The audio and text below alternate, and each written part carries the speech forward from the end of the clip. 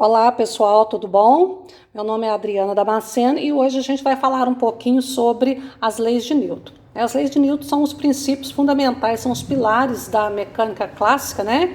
E que foram formuladas por Isaac Newton, apesar de alguns parâmetros não ter sido totalmente estudado por ele. Ele organizou essas leis e elas são válidas até hoje, muito importantes aí no estudo do movimento dos corpos, ou seja, da mecânica, né? E dentro da mecânica, as leis de Newton, elas fazem parte da dinâmica, né? Que é o tópico da mecânica, que estuda o movimento dos corpos, considerando as causas desse movimento. E a causa desse movimento são as forças, como a gente vai ver aí, né? Então, as leis de Newton são os princípios fundamentais usados para analisar o movimento dos corpos.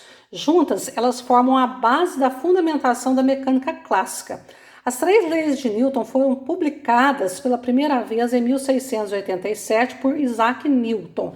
O Isaac Newton ele viveu entre 1643 e 1727. Tem alguns livros aí que colocam 1642, no ano que Galileu morreu, nasceu Newton, mas isso não é.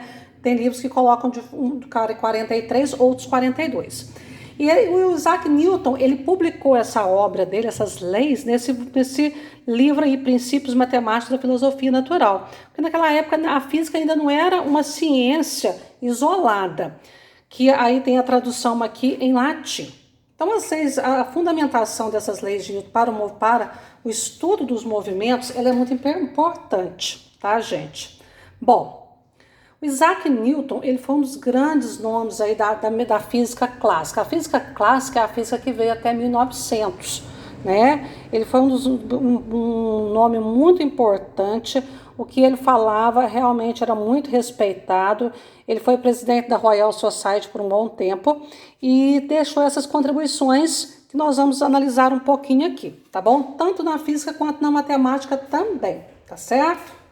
Então tá aqui uma fotinha do Newton, né? É muito comum a gente ver essa fotinha do Newton debaixo de uma macieira, porque muitos livros, a gente não sabe se é história, contam que o Isaac Newton ele descobriu a lei da gravidade quando, ao observar, sentado em uma cadeira, ao observar uma macieira e viu que uma maçã se desprendia do talinho, ela caiu, então ele perguntou por quê, né? Então a gente não sabe se realmente isso é verdade ou não. Então vamos lá. Nós vamos falar agora a respeito da primeira lei de Newton, que também é conhecida como a lei da inércia ou o princípio da inércia. Pessoal, a inércia ela é uma tendência, ela é uma propriedade, vamos dizer assim, intrínseca da matéria, ou seja, ela faz parte. Querendo ou não, nós temos essa propriedade que nós chamamos de inércia. O que é a inércia, então? A lei da inércia ela fala que a tendência de um corpo ou a tendência dos corpos é de permanecer em repouso ou em movimento retilíneo uniforme, que é o MRU. A tendência natural de um corpo é ficar em repouso em relação ao referencial ou em movimento também retilíneo uniforme em relação a um referencial. Esses corpos só vão deixar de sair deste estado de repouso ou de movimento retilíneo uniforme, a não ser que uma força externa passe a atuar sobre eles. Então, a tendência de um corpo é ficar em repouso. Ele só entra em movimento se vier uma força externa. Eu, por exemplo, lá empurrar esse corpo, aí ele entra em movimento. Por outro lado, se um corpo está em movimento, em linha reta, uniforme, o que significa movimento retilíneo uniforme? É um movimento em linha reta cuja velocidade do móvel ou do corpo que está em movimento é constante, ou seja, não varia no decorrer do tempo. Então, se a soma vetorial de todas as forças que atuam sobre um corpo for nula, for zero, esse corpo estará em equilíbrio. Aí nós temos dois tipos de equilíbrio, o equilíbrio estático e o equilíbrio dinâmico. O equilíbrio estático é quando o corpo está parado, ele não se desloca em relação a um referencial no decorrer do tempo. O equilíbrio dinâmico é quando um corpo está em movimento retilíneo uniforme, ou seja, ele está em movimento em relação a um referencial, mas a sua velocidade no decorrer do tempo ela é constante. Então, inércia é a propriedade que os corpos têm, a tendência em manter o seu estado de movimento retilíneo uniforme ou de repouso. Ele só sai do repouso se uma força externa atuar sobre ele. Ele só sai do estado de movimento retilíneo se uma força externa atuar sobre ele. Por exemplo, um carro em movimento retilíneo uniforme, cuja velocidade é 80 km por hora. Se ele frear, né, e parar, a força externa ali foi a força de frenagem que ele aplicou, que os freios aplicaram sobre as rodas. Então, essa é a propriedade, a primeira lei, que nós vamos colocar mais alguns exemplos aqui.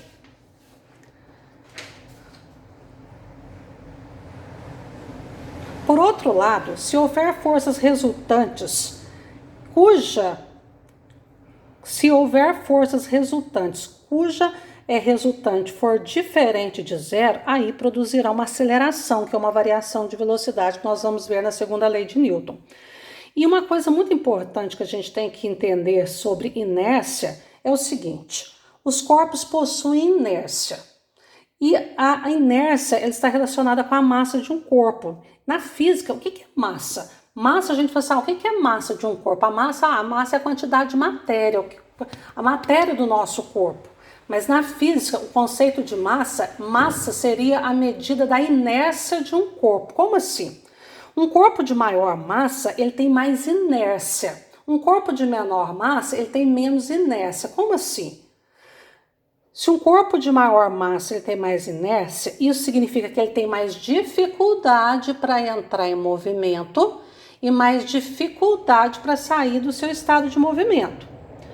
Um corpo de menor massa tem menor inércia, ou seja, ele tem mais facilidade para entrar em movimento, caso ele esteja em repouso, ou mais facilidade para sair do estado de movimento, para parar, caso ele esteja em movimento.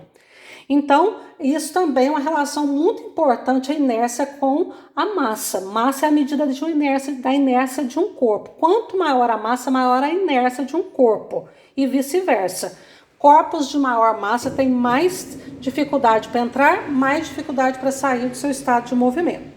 Agora, uma coisa muito importante a respeito da inércia é o seguinte: a inércia também pode ser entendida como a capacidade de um corpo em resistir à variação do seu estado de movimento. Como assim? Capacidade do corpo de resistir à variação do seu estado de movimento. É assim: se o corpo está parado, por inércia, a tendência dele é ficar parado.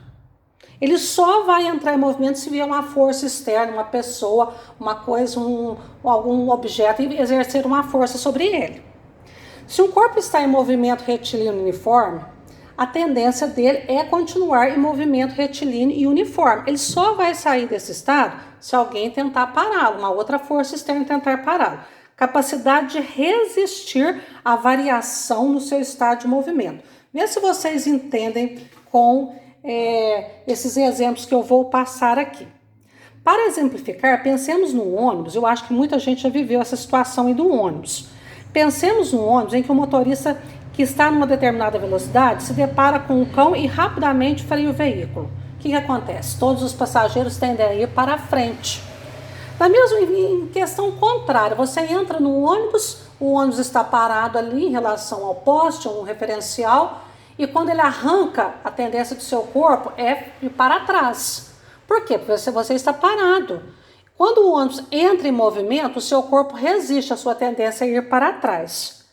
Quando o ônibus já está em movimento, vê um cachorro, um cão na frente, ou um buraco, um sinal vermelho e para bruscamente, você estava em movimento junto com o ônibus. O sistema todo estava em movimento. O seu corpo resiste. Por que o seu corpo vai para frente? Porque ele resiste, porque ele quer continuar no seu estado de movimento. Então você vai para frente. Então, nessa situação, a tendência dos passageiros é continuar em movimento, ou seja, eles são jogados para frente. Daí que vem o uso do cinto de segurança, do airbag. Por que foi feito o cinto de segurança, esse dispositivo que é tão importante, que salva muitas vidas? Porque ele é feito para impedir que o nosso corpo desloque para frente. E quando eu falei lá no início que a inércia ela existe, independente da gente querer ou não, é porque quando para o carro, não adianta a gente não querer, a gente vai para frente. E para finalizar aí, no exemplo abaixo, o cavalo, né? Vamos supor que o cavalo deu uma parada, tem uma cerca, tem uma porteira e por algum motivo ele dá uma freada brusca, olha lá. O passageiro ele tende a continuar em movimento, o passageiro não, perdão, o cavaleiro ele tende a continuar em movimento e é arremessado para frente, tá? Então aqui, ó, por inércia ele tende a manter o seu estado de movimento. Como o cavalo parou bruscamente, por inércia, o cavaleiro foi arremessado. Olha, na figura. Aqui um exemplo, o cinto de segurança, que eu já mencionei, que ele é baseado na lei da inércia. Aqui nós temos um caminhão, tá? A figura não está muito boa. Um caminhão carregando blocos. Aí aqui fala o seguinte, dirigir, agora melhorou um pouquinho, voltou. Dirigir caminhões com cargas muito pesadas é perigoso. As cargas em movimento têm muita inércia. Então, quanto maior a massa, maior a inércia. Esse caminhão ele tem dificuldade para entrar em movimento, mas numa freada, numa descida, por exemplo, ele já tem muita inércia. É perigosíssimo você cortar um caminhão desse porte aí, numa descida, num morro aí, abaixo, porque ele vai ganhar muita inércia. Tá? E ele tem muito mais dificuldade. Se ele bater num obstáculo, no engarrafamento, no engavetamento, perdão, vai ser um estrago muito grande. Tá certo, pessoal?